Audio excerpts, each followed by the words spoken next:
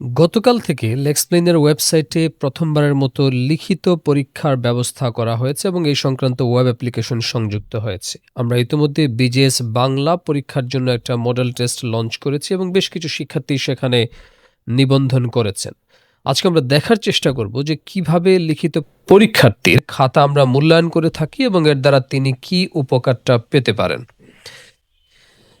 আমরা আমাদের ড্যাশবোর্ডে বা অ্যাডমিন প্যানেলে আসলে দেখতে পাই এখানে এই নামে একজন শিক্ষার্থী বাংলা মডেল টেস্ট পরীক্ষায় অংশগ্রহণ করেছেন এবং তিনি খাতা জমা দিয়েছেন, যেটি এখন পর্যন্ত মার্কিং করা হয়নি। আমরা যদি তার খাতাটি দেখতে চাই তাহলে এইভাবে বাম পাশে প্রশ্ন এবং ডান পাশে তার সাবমিটেড এক্সাম শিট বা পেপারটা এখানে সংযুক্ত হয়েছে, যেটি তিনি আপলোড করেছেন। এখন আমরা এই পরীক্ষায় পুরো খাতা আমরা আমাদের অ্যাপ্লিকেশনের মাধ্যমে ডিজিটালি স্ক্রিনেই দেখতে পারবো এবং নিচে আমরা এখানে তার মার্কসটা সংযুক্ত করে দিতে পারবো।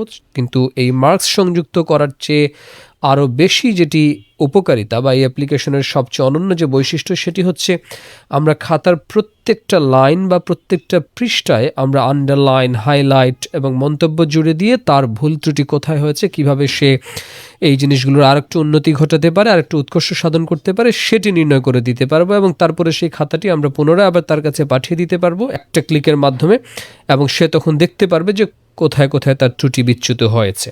যেমন ধরেন এখানে ৮ নম্বর প্রশ্নের উত্তর দিয়েছে সে, যেটি ৮ নম্বর প্রশ্নটা একেবারে নিচের দিকে বাম পাশে প্রশ্ন। ধরেন তার এই প্রথম উত্তরটা আমরা সঠিক হয়েছে, আমরা যদি এটাকে সঠিক হয়েছে মর্মে যদি চিহ্নিত করতে চাই তাহলে এটাকে আমরা সঠিক বলবো। ধরেন এটি ভুল হয়েছে, আমরা এটাকে ভুল বলতে পারি। একইভাবে তার এখানে যদি একটা বানান ভুল হয় আমরা এটা নিচে আন্ডারলাইন করে দেখাতে পারবো যে এখানে বানান ভুল হয়েছে।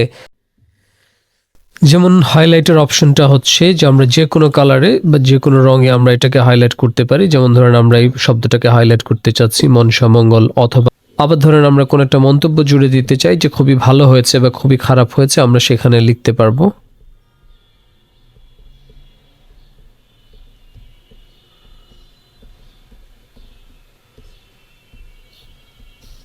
ওয়েল ডান, এরকম যে কোনো একটা মন্তব্য জুড়ে দিয়ে আমরা খাতাটাকে পুনরায় তার কাছে ফেরত পাঠিয়ে দিতে পারবো।